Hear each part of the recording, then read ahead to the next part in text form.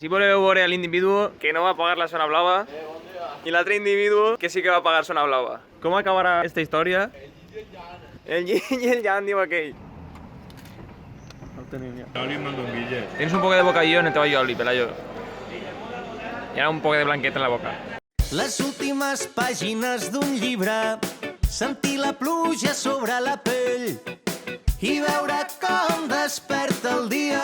Bon dia, mossaors! Bon dia, mossaors! Avui hem vingut a Sueca, el nostre poble. Més concretament, estem en el mercat, més conegut com la plaça del mercat. Hem vingut així perquè hi ha molta fama de que els bocadillos de Abahecho estan molt bons. Anem a veure si coneguem un poc més la història d'este bocadillo i almorcem.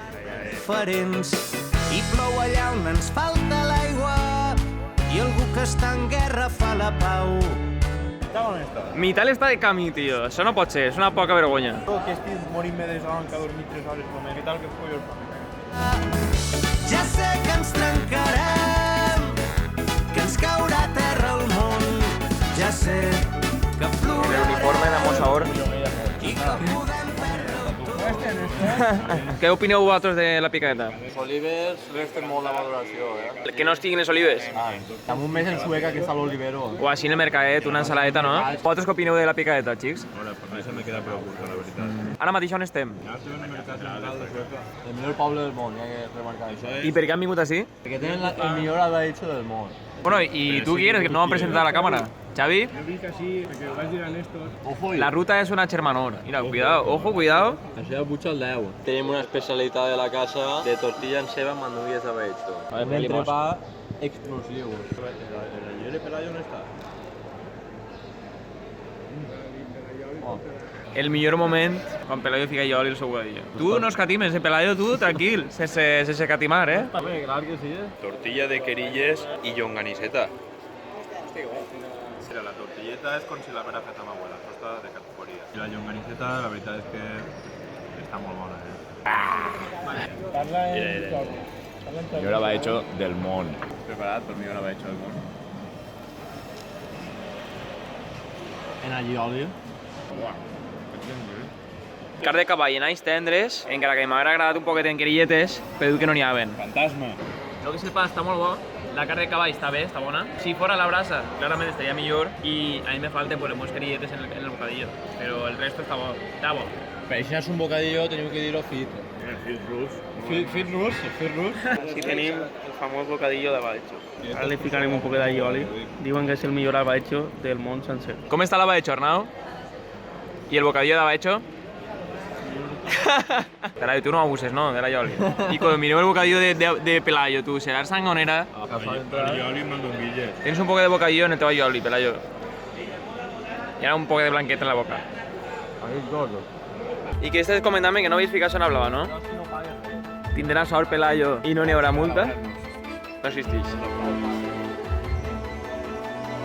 ¿Es el ticket ficat? Moniato. de València, míralo. Claro, i ell té sempre ahí. 80 pavos no verá real yo. Pelayo que agarra el argumento de que digo, yo toda la vida aparcant el bus y no pagat.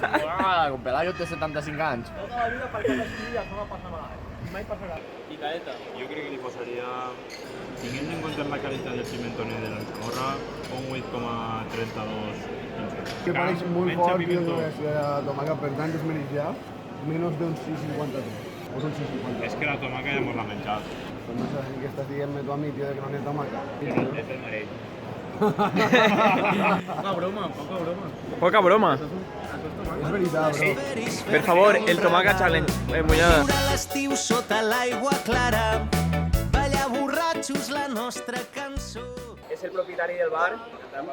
Què espera tu tindre un bar així al mig de la plaça del mercat? Pues va surgir la idea de que el propietario era más jubilarse y pues dir, hòstia, és que jo el que ser marero. Va jubilar, me vaig agafar jo i ara fa un any. Sobretot jo i els meus companys intentem recordar un poc. Aquesta és la idea, intentar que la gent seguisca venint, seguisca comprant en els puestos de tota la vida i donar servici al poble. Com és que agafa tanta fama Abahecho en si? Per què sempre diuen Abahecho del mercat? Abahecho ve de molt abans, fa 46 anys, estava la tia Paca, que es diu, jo no ho he viscut, hi ha un puesto de Abahecho, Abahecho.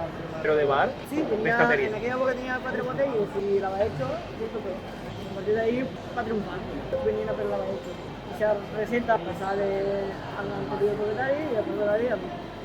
tots els dies ven a la costa, la gent de Catarroja, de València, costa a fer la vall. Perquè la Baixo en si, el que és el producte, d'on se trau? Ve directe de la mà, comprem d'allà i un dia vaig intentar fer la Baixo i vaig acabar tot el mostrat. I vaig dir, no se me va dir, que vaig rebujar-lo, lo més casero possible i lo més tradicional. Imagino que si ya no puedes decir lo que te daba hecho, sí que esas comes para un poquito, tal, un poco. Claro, es que n'hi ha dos fases, no? Està en primer lloc, el Baixo en si, Bàsicament és fresquet, igual, no? bàsicament I és el mateix. després la mandonguilla. La Baixo és molt fàcil, de farina, de verdura, hay que tiene la mira exacta, güey. No es justo de dir, ale. De la recepta. Sí, no, ni fiques més ni fiques menys. Té 3 processos, se fregís i arribem. La família sí que té que fer-la en la guerrilla, en el panitxo, després fer-lo, ficar la pasta i tirar-lo a... Ahora de que vayamos a ganar menjar, es así han comprado los productos. És de moll, la carnisseria. Sí, és carn de cavall. Hi ha una anècdota que mos pugues contar de tots els que porten així? Entonces me digo, ya ficamos un marechal. Señor, sí que tu coñac y algo. Y al final traen un trago. Oye, figura. Mira mi estela. Y digo, hostia, mi estela. Y al final que te despistes y son cosas que rius, porque al final els clients venen tota la vida y lo importante era mantindre a la gent de antes. Assum, de tindre nova gent i que estiguin així a gust i de demà. Bueno, Pau, pues, moltes gràcies per haver fet aquesta entrevista amb nosaltres. Tot un plaer haver-te portat a la Ruta Samosa.